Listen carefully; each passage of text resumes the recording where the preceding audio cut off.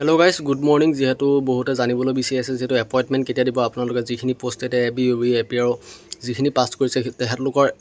Appointment কেতিয়া দিব সকলোৱে জানিবলৈ বিচাৰিছে আৰু লগতে আপোনালোকে জানিবলৈ বিচাৰি আছে যে আসাম পুলিচ এবিইউবি এবিলাকৰ আপোনালোকৰ ট্ৰেইনিং কোড হ'ব কিমান মাহ হ'ব আৰু স্যালাৰি কিমান দিনৰ ভিতৰত সোমায়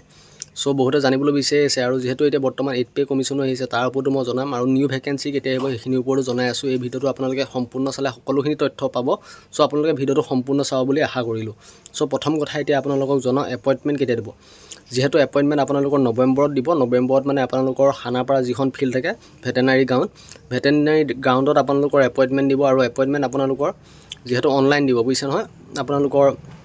কেজনমান ডেমো কাৰণে লৈ যাব আৰু বাকিখিনি এনে এটা মানে সভা পাতিব আৰু সভাত আপোনালোকে যাব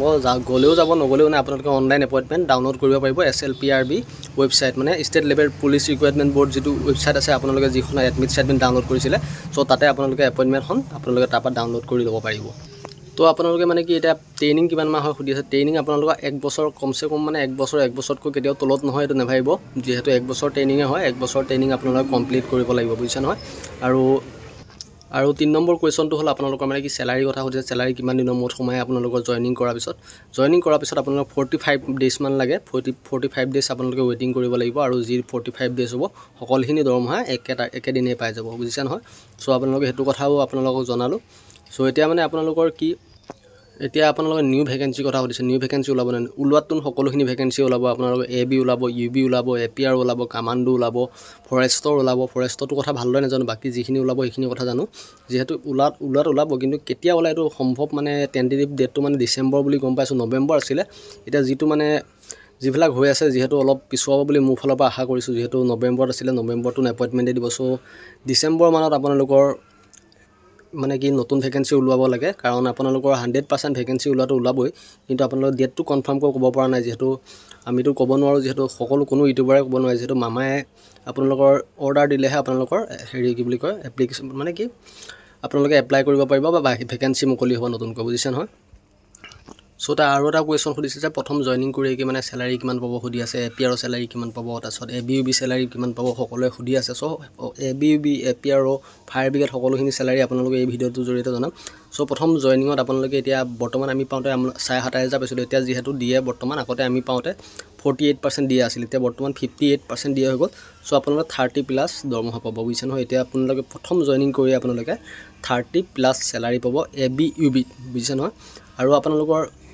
যেটো এপিআৰ আপোনালোকৰ গ্ৰেড পেটো অলপ বেছি হয় বুজিছে না এবিইউবিত কৈ সো হেইভাবে এপিআৰ আমাতকৈ 500 বা 600 টকা বেছি হ'ব মানে এবিইউবিত কৈ 500-600 টকা আপোনালোকে এপিআৰ কমিউনিকেশনে বেছি গৈ পায় বুজিছে নহয় আৰু এবিইউবি স্যালাৰি একে সেম ডিফাৰেন্স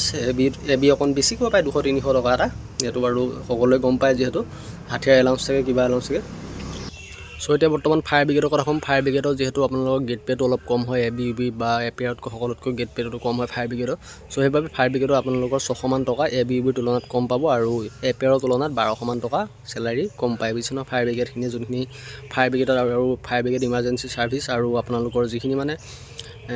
ফায়াৰ ব্ৰিগেডৰ লগতে আউটা আছিল যেন পাহৰি গলো নামটো এছডিআৰএফ খিনি অলপমান কম পাব তাৰ বাহিৰে আপোনালোকৰ এটা বৰ্তমান যেহেতু আপোনালোকৰ 8 পে কমিশন লাগিবলৈ গৈ বৰ্তমান যেহেতু এতিয়া আপোনালোকৰ 8 পে কমিশন লাগিবলৈ গৈ আছে 2026 ৰ পৰা তো আপোনালোকৰ স্যালাৰি কিমান হ'ব পাৰে এতিয়া বৰ্তমান নতুনকৈ জয়েন কৰাখিনি 2026 ত যেহেতু লাগিব তো আপোনালোকৰ স্যালাৰি যদি 18000 আপোনালোকৰ প্ৰথম আপোনালোকৰ যেটো আপোনালোকৰ বেছিক হ'ব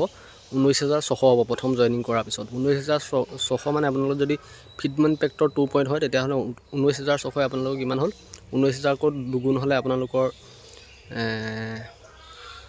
নাই কমে আপোনালোকৰ মানে 8 পে কমিশন লগাৰ পিছত আপোনালোকে 45 46 বা 47 মান স্যালাৰি আপোনালোকে দৰমহাত সুবল পাব বুজিছে নহয় সো এটো কথা আপোনালোকক জনাই দিলো আৰু বাকি এতিয়া আমি আজি ভিডিওটো ইমানখিনি নজনাও আৰু যিমানখিনি পাৰিলো আজি ভিডিওটো জনালো আপোনালোকৰ ভিডিওটো চাই কেনেকুৱা লাগিল জনাব আৰু যিখিনি তথ্য কওঁ মই হেতু বহি কলমৰে নকওঁ মুখৰে কওঁ হেইভাবে ভাবে বহুতে মানে ই কেনেকৈ জানিলে কি কৰে কিন্তু মই সকলোখিনি জানো কিন্তু মই বহি কলম মানে লৈ থকা মোৰ হেৰি নাই মানে বহি কলমে লিখি দেখুৱাব মানে নোৱাৰো ভিডিওত সো হেইভাবে আপোনালোক মুখতে কৰিছো আপোনালোকে কথাবোৰ ৰিয়েলিটি হয় না নিজে নিজে অনুভৱ কৰিব দুদিনমান যদি ভাল লাগিল লাইক কৰিব চেনেলটো আৰু লগৰ ভাই বন্ধুক শ্বেয়াৰ কৰি দিব ধন্যবাদ।